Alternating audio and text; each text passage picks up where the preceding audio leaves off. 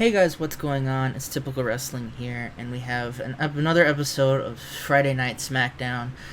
I've pulled the plug on, I've pulled the plug officially on Superstars. Not like canceled the show, but I'm just not gonna have it because nothing important happens there. It's technically an A show, but it's a B show. Don't get it twisted. And it's got I believe 38 more days until the ESPN2, that's the station that shows it, that contract goes out. And once that contract goes out, I'm relegating it straight to B show, just because, yeah, it deserves to be B show, and I hate it. So I can actually book talent I want to get over on there, and not just have an A show I don't give a shit about. So I figured I wasn't going to record it. And also tonight we're in Puerto Rico because the game accidentally booked it and I forgot to set it, so I want to hang myself. So I'm clearly happy. Although I think SmackDown should go relatively well. If it doesn't, I don't give a fuck. We have the opener of SmackDown with SmackDown begins with footage of Dolph Ziggler and Drew McIntyre attacking each other in the parking lot earlier in the day. Kind of like if anyone watches modern WWE here, it was when they did the same thing with Dolph and Kevin Owens, except pretty much the segment starts with them fighting. We see some fans get to see it, and they're watching these two men trade punches until Dolph managed to super kick Drew into a nearby car window. Dolph is forced away, screaming about something about being ready, and that's how we open SmackDown. High expectations. And in a decent match, Primo and Epico and Motor City Machines defeat the Hart Dynasty and Miami Vices when Sabin defeated David Hart Smith with a cradle shock. During the match, Tyler Breeze managed to distract Sabin for that win. It didn't play into the outcome of the match, but nice to see, I guess, Primo and Epico getting some wins, and I guess it's in their hometown of well, not hometown, home region. I'm sorry, I'm not an idiot. I'm from Puerto Rico, so I should know that. Although I don't know if I don't know if where they're born specifically in Puerto Rico. I could Google it, but I don't really care. So yeah, that's a match that happened. And in a actually good match, Zack Ryder comes back. He had been out injured for a little bit, but he comes back hotter than ever. He manages to defeat Alberto Del Rio with a Rough Rider, and that is because Sheamus runs out and accidentally knocks into Del Rio, and Sheamus just looks a bit off this evening. So it's a very odd segment. I believe that's the same as yesterday. And basically, we go for commercial, we cut back. And Sheamus is running around. He's got his money briefcase in the hand. Alberto's like, dude, what the hell was that all about? And Sheamus is like, dude, I'm sorry, Birdie. He calls him Birdie. It's nothing personal. I did not mean to hit you. Something has been chasing me. Something is going around. Something's messing with me, dude. Ever since the whole Kevin Nash feud ended at Cyber Sunday, something's going on.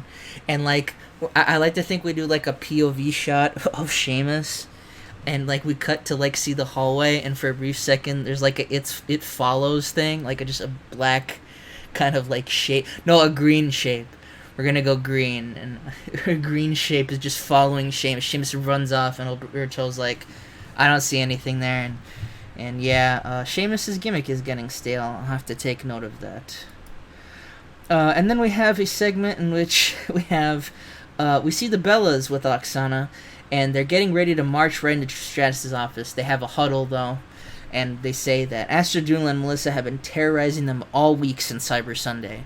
And now they're going, all these weeks since Cyber Sunday, now they're going in there and they're asking the women's GM for a match at SummerSlam. As soon as they burst through the door, we see Astrid and Melissa, sitting with Trish, who says it's funny they showed up when they did, as Astrid just asked to have a match on the SummerSlam kickoff show against them. And it would be easier to send the paperwork now than last minute.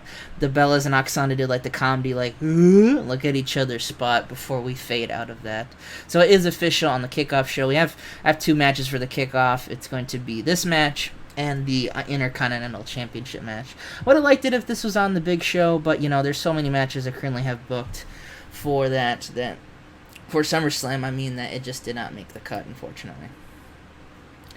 And then we have a pretty decent match in which Ryback defeats Lord Tensai with a flying splash, or a 619 into a flying splash, because Lord Tensai sucks and I hate him. But after that, Ryback picks up Rey Mysterio and is like, this is interesting. And he just proceeds to try to murder Rey. But Ted DiBiase, the other person in that triple threat match, comes out to save Rey. And he stands toe-to-toe with Ryback, clearly not afraid, while Rey's like, please, I'm bleeding, get me help. John Cena tried to murder me on that episode of SmackDown, and no one really seemed to care. And then we have a jobbers match as Mark Henry squashes the Great Khali with the Big Splash, which I'm going to now name the Big Squash. Because fuck the Great Khali, I hate him, and he sucks. And then we have a segment in which we're seeing that our main event will be Sheamus, Mr. Money in the Bank, and Ryback teaming up to take on Ziggler and DiBiase for, just as our main event. Maybe we put this over earlier in the night, but, who cares? No pre-booking. Go away. Okay, here we go. Vince McMahon is shown on screen. He's pumping iron. He's getting ready. He's getting ready for that big match against John Cena, brother. He's doing all kinds of weird Vince McMahon shit. He's eating that picture of him eating the bars. He's like eating metal. Suddenly he sees the camera. He turns to England and he goes, I know the viewers at home are probably waiting for the main event for the evening, but I wanted to pop in and say something to my good friend John Cena. Cena, I got your signed copy of the contract for the main event of SummerSlam. It's official. It's going to be the main event. I was on the SmackDown group, and I let them poll because the save started as a Facebook group for TEW, and I posted it there, so I figured they would let this handily beat out Brock Lesnar and Kofi Kingston. So sorry, Brock and Kofi. It's also funny hindsight that the Kofi promo was like, oh, this is all about wrestling. Wrestling's my life, my passion. And it's like, fuck out of here. I'm the main event. I didn't even book that on purpose. Now I have to say, you clearly don't know how to read, brother. You signed this contract, which gives me the power to make this match any kind of match I want. That was in the fine print on the back of the contract, by the way, in case you're wondering. Short and simple, Cena. Our match is going to be what I deem a Titan Towers Brawl match. No rules, no countouts, no disqualification, no interference, no cells for some reason you'd figure that would fit. Just you and me, one-on-one. McMahon pauses for a bit. He looks like he can go back to Iron. And he goes, oh, John, I forgot the biggest part of this match. I mean it. This match will literally be at Titan Towers. So the board of directors and the whole world can watch me beat your ass at SummerSlam for the World Heavyweight Championship. So that's a bombshell. The Titan Towers Brawl thing, if you're wondering why this is happening, there's basically two ways I'm going to do it, and I'm going to test the waters to see how that works. I think this match, because it's just a spoiler alert, like I said, I think I've mentioned this before, but this mod is converted from a 2013 database. So like Mr. McMahon right now, I believe, has like 99 pop or like 100 pop everywhere. So the match, I'm not worried about the match rating. The only rating I currently have is the heel versus heel dynamic, which I would just turn Vince McMahon, which is myself, but it might give me the jaded thing. But A, I'm Vince McMahon, so I don't know really why I care. And B, I might just do that, but basically it's just kind of like escape.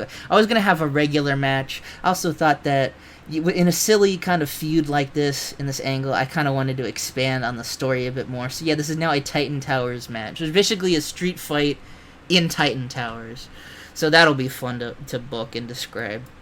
And then we get our main event of the evening, in which Ryback drains the match and makes me angry, and because Ryback sucks and I hate him. Sheamus and Ryback managed to defeat Dolph Ziggler and Ted DiBiase Jr. when Sheamus defeated Ted DiBiase Jr. by pinfall with a handful of tights. And it was during the closing moments segment that Drew McIntyre ran in and attacked Dolph Ziggler. So clearly, Dolph, you have Dolph and Drew going at it. You have whatever chaos is happening with the Money in the Bank. It's just chaos all over, for just chaos everywhere on SmackDown. We're going to end the show. Get a 92A up in 7 regions. Not as bad as I thought it would with the whole Puerto Rico thing. But yeah, no, very, very good match. A very good SmackDown, I mean. And I will see you guys all for the next episode of Monday Night Raw, the Go Home Raw for SummerSlam.